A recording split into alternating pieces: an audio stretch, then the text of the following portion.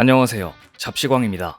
카타르 도하에서 열리고 있는 2023 아시아 축구연맹 아시안컵 조별 예선이 마무리 단계에 접어들면서 탈락이 예상되는 팀들의 윤곽이 어느 정도 나오고 있습니다. 일단 중국은 예선 탈락이 확정되었습니다. 중국은 조별리그 3경기 동안 2무 1패 0골을 기록해 3경기 무득점으로 최하 비경기력을 보여주며 탈락이 확정되었는데, 이번 아시안컵에서도 실력은 한참 모자라지만 구설수로는 아시아 최고임을 증명했습니다. 카타르와 중국의 경기 전반 6분에 나온 슈팅 장면입니다. 중국의 공격수는 결정적인 패스를 받았지만 슈팅을 하고 방향을 확인하는 신개념 슈팅을 선보였습니다. 이른바 노룩 슈팅이라고 볼 수 있는데요. 짧은 시간에도 시야를 먼저 확보하고 슛 동작을 가져간 이강인의 중거리 득점 장면과 완전히 대비되는 모습이었습니다. 어시스트를 한 선수는 짜증을 내며 한 대 때리려 한 것 같았으나 슛을 날린 웨이시는 하이파이브로 마무리합니다. 뭘 잘했다고 하이파이브를 하는지는 모르겠습니다. 이번에도 어처구니 없는 노룩 슈팅이 나옵니다. 상대 수비가 슈팅기를 완벽히 차단하고 있음에도 반박자 느린 슈팅으로 기회를 무산시킵니다. 이 장면을 보면 뒤에 노마크 상태의 자국 선수가 달려들어오고 있음에도 이를 확인하지 못하고 있습니다. 중국 선수들은 확실히 시야에 문제가 있다는 것을 보여줍니다. 이날 저질 축구의 정점을 보여준 장면입니다. 중국 선수의 무의미한 제기차기 패스 이후 카타르 선수의 헛발질이 보입니다. 이후 중국 선수의 헛발질로 이어집니다. 제기차기 대회에 나온 것인지 축구 대회에 나온 것인지 헷갈릴 정도로 카타르나 중국이나 막상막하의 저질 축구를 보여주었습니다. 중국은 전반 중반을 넘어서 몇몇 슈팅 기회를 잡았는데 위협적이지 않았습니다.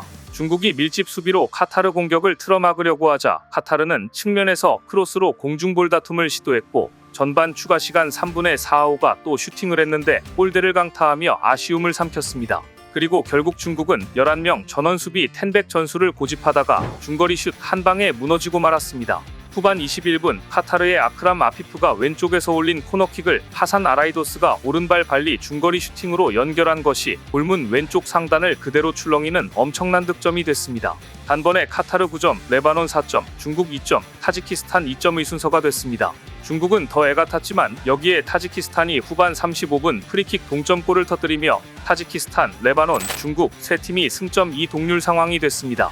하지만 세 팀 간의 맞대결에서 중국만 한 골도 넣지 못했고 나머지 두 팀이 이날 한 골씩 넣어 다득점에서 밀리는 중국은 조 4위까지 떨어졌습니다. 그런데 이 같은 상황에서도 중국 선수들의 문제는 실력도 실력이지만 열정이 너무 없다는 점입니다. 경기 내내 꼭 이겨야겠다는 열정이 보이지 않습니다. 오죽하면 경기를 중계하던 해설자가 예선 탈락 위기에 몰린 팀이 중국이 아니라 카타르인 줄 알겠다고 할 정도로 이날 경기에서 카타르가 더 열정적으로 임하는 모습이었습니다.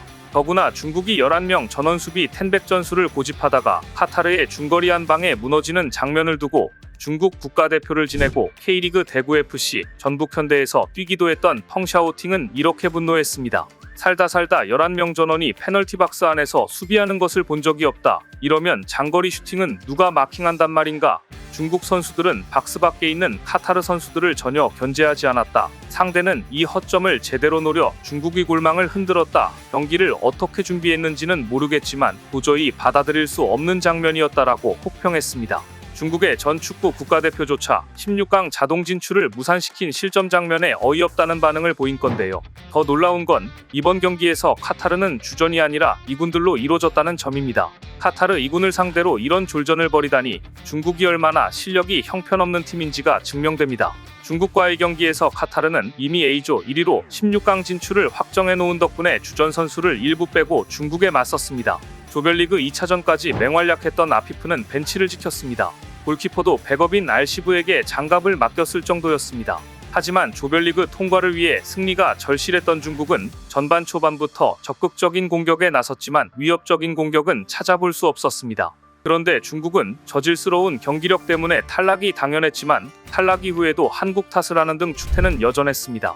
대한민국 대표팀이 아시안게임 조별리그 1차전 경고 5장으로 인해 $3,000, 약 400만 원의 벌금을 내게 되자 이와 관련해서 중국 매체가 마닝 심판을 추켜 세움과 동시에 한국 축구를 비난했습니다. 한국은 앞서 바레인과의 조별리그 1차전에서 무더기 경고로 곤욕을 치렀는데요. 당시 중국 국적의 마닝 주심은 손흥민, 조규성, 박용우, 이기재, 김민재에게 옐로 카드를 들어올렸습니다. 더 거친 반칙을 일삼았던 바레인에는 2장에 그쳤는데 한국 선수들에게만 유독 카드를 남발했습니다.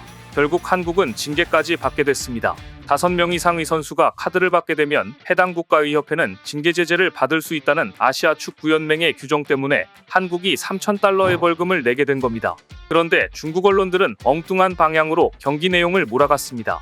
마닝 주심은 한국과 바레인의 경기에서 손흥민을 포함한 5명에게 옐로 카드를 들어올렸다. 그러자 한국 축구계는 그를 싫어했으며 한국 미디어와 팬들이 다양한 방식으로 항의하고 있다. 이후 고영진 한국 심판은 중국과 레바논의 경기에서 다이와이춘이 얼굴을 가격당했음에도 레드카드를 주지 않았다.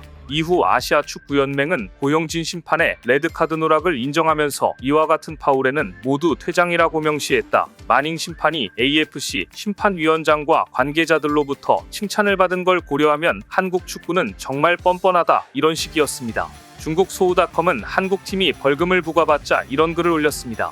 정말 기쁘다. 중국 대표팀이 최근 한국 심판에게 보복 판정을 받았고 아시아 축구연맹이 대신해서 대한축구협회를 응징했다. 마닝 심판은 공정한 판정으로 중국 축구를 빛냈다. 아시아 축구연맹은 정의를 지키기 위해서 대한축구협회에 벌금을 부과했다. 벌금 액수는 크지 않지만 한국 축구의 오만함을 퇴치할 수 있었다. 이런 점에서 중국 축구가 다시 승리했다. 한국의 고영진 심판이 중국에 경고를 주자 중국은 우리 향해 보복 판정을 내렸다면서 비난을 퍼부었고, 이후 아시아 축구연맹이 한국 축구에 벌금을 부과하자 자신들을 대신해 한국을 응징했다는 어이없는 주장을 펼친 것인데요. 이걸 분석기사라고 할 수 있는지 마치 초등학생 같은 내용입니다. 그런데 한국팀에 이렇게 분풀이를 했지만 이건 어디까지나 핑계일 뿐입니다. 중국이 이렇게 아시안게임에서 한 골도 넣지 못하고 부진한 이유는 다른 데 있었습니다. 먼저 중국 축구협회는 중국 국가대표팀 경기를 앞두고 대표팀의 반부패 다큐멘터리 시청을 강요해 무리를 빚었습니다. 뇌물수수죄로 기소됐던 리태 전 감독 등 축구 관계자가 등장하는 반부패 다큐멘터리를 모두가 보게 하는 것은 물론이고 1,500자 감상문 제출까지 의무화했다고 하는데요. 이번 아시안컵에 출전한 감독과 스태프, 선수들조차 이 다큐를 시청했다고 합니다.